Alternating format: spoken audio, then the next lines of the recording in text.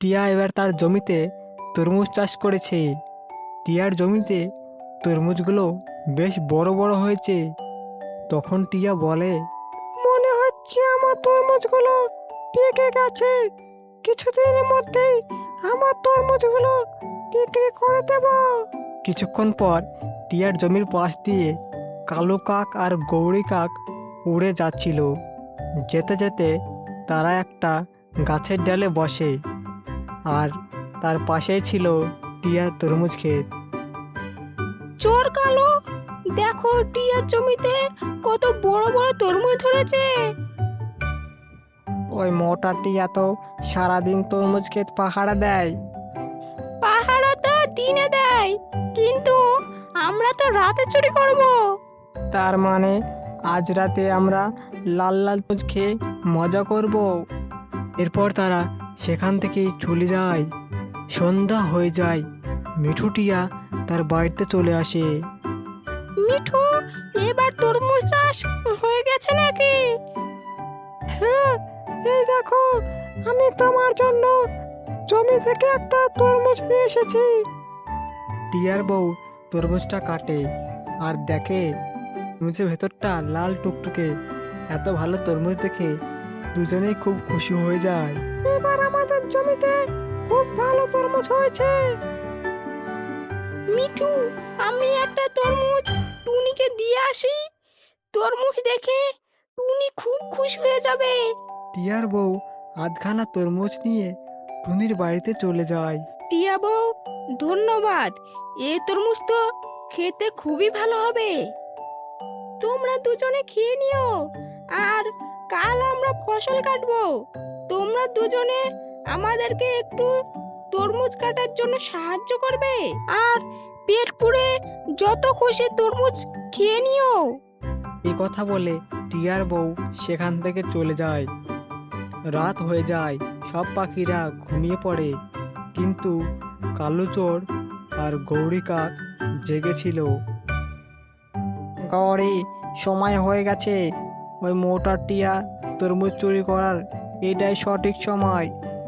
দাঁড়াও দাঁড়াও, আমি একটা ঝুড়ি নিয়ে আসি। একটা ঝুড়ি নিয়ে ওরা দুজন টিয়ার জমিতে চলে যায়।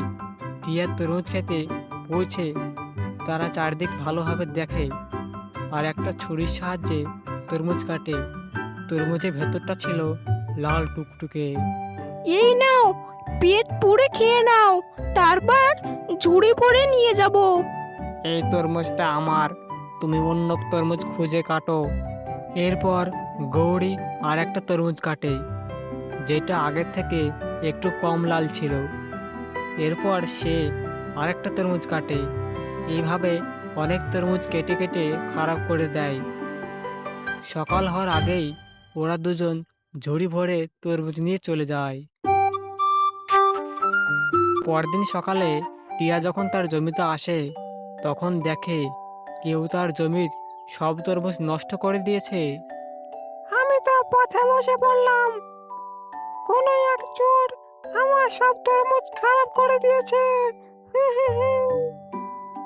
মিঠু টিয়া তার খেতে এসে এইভাবে কাঁদতে থাকে। তখন একটা কবুতর উড়তে উড়তে টিয়ার কাছে আসে আর এসে বলে, মিঠু, এইভাবে কেঁদে কোনো লাভ নেই।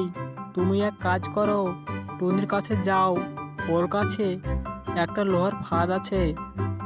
তুমি ওই লোহার ফাঁদ তোমার জমিতে পেতে দাও। তারপর দেখবে যেই চোর হোক না কেন তোমার ফাঁদে ধরা পড়বেই। এরপর টিয়া আর সময় নষ্ট না করে টুনির কাছে চলে যায়। টুনি, তাড়াতাড়ি আমাকে ওই লোহার ফাঁদ দাও। আজ যদি ওই চোরকে না ধরি, তাহলে আমার সব ফসল শেষ করে দেবে। এই লোহার ফাঁদ কিভাবে লাগাতে হয় তাই একমাত্র আমি ভালো করে জানি। আমিও তোমার সঙ্গে যাব ওই লোহার ফাঁদ লাগাতে। এরপর টিয়া তার জমিতে বড় বড় তরমুজের ভেতরে ওই লোহার ফাঁদ পেতে দেয়। অন্যদিকে গৌরী কাকের মা তার সাথে দেখা করার জন্য চলে আসে। গৌরী, ঘরে কোনো খাবার আছে?